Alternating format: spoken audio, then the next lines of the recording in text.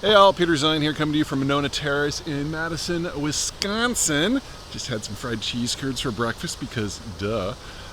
Today is the 23rd of October and we have to talk about what just went down between the Trump administration and the Russians. Trump has been trying to force the Russians into a peace deal. It's not going to happen. The Russians see the war in Ukraine as the start of a broader geopolitical offensive that they need in order to survive through the century. They're right. Basically, it's a border issue and a demographic issue. They didn't do the Ukraine war on a whim. They didn't do it to satisfy someone's ego. They did it because they think they needed to survive. Anyway, Trump is attempting to put a stop to the conflict. And so the Russians have been stringing him along, making him look like a fool, and then going back on everything they agree on. Anyway, Trump has had enough of it apparently, and today Trump put sanctions on the two largest oil companies in the country. One of them is Rosneft, which is the state-owned monopoly, or near monopoly, and the other one is Lukoil, which is technically a private firm but takes its cues from the government. Full sanctions, which basically means that any American national cannot do business with any of these companies. The impact in the United States is going to be limited to Lukoil at the moment. Lukoil has a number of gas stations, service stations throughout the country, about 150, and supplies crude and gasoline to the U.S. market in a limited way.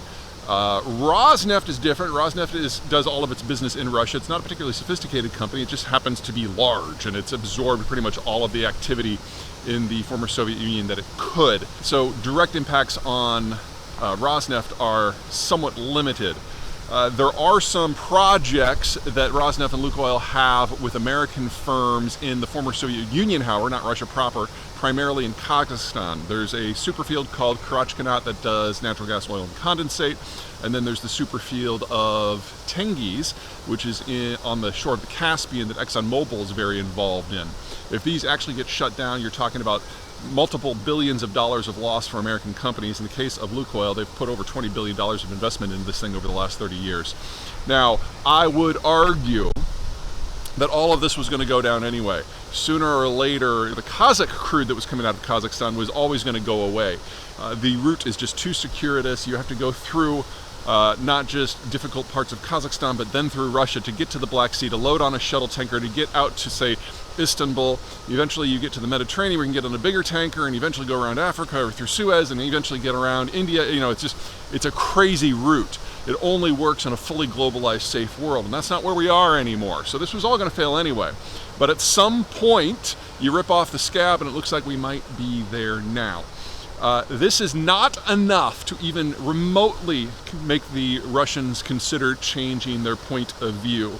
The only thing that might get their attention is a full embargo by the United States and the Europeans that prevents any crude and any natural gas from leaving Russia whatsoever. That's going to require a lot more than just this.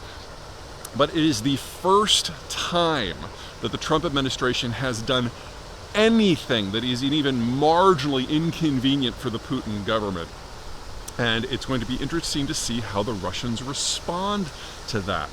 The next stage, because I don't think this is going to generate the effect that Trump wants, is to look at something called secondary sanctions, which is something that the United States kind of has a bad rap of with the wider world. Basically, we don't like you, so we're going to sanction anyone who does anything with you. Iran has always been the key target of that, and secondary sanctions have often targeted a few European companies here and there. Well, the Europeans really don't like the Russians right now, so if we get secondary sanctions, they're probably going to go against countries like India and China, and then we're in a very different environment. We're not there yet, but this result is, from the Russian point of view, relatively minor, and it's not enough to seriously get their attention. And so if Trump is serious about pressuring the Putin government, that is the next step. The question, of course, is whether Trump's cabinet and institutions can handle that.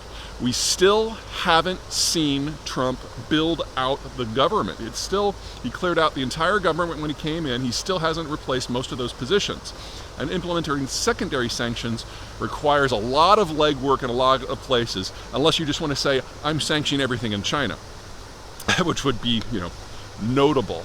So he's probably going to have to find some sort of hybrid approach, and he's probably going to have to create it from scratch with minimal input from a team that largely doesn't exist. So we're seeing in real time some of the weaknesses of the Trump administration's ability to implement policy. But again, we're not there yet. That's probably a challenge for next week.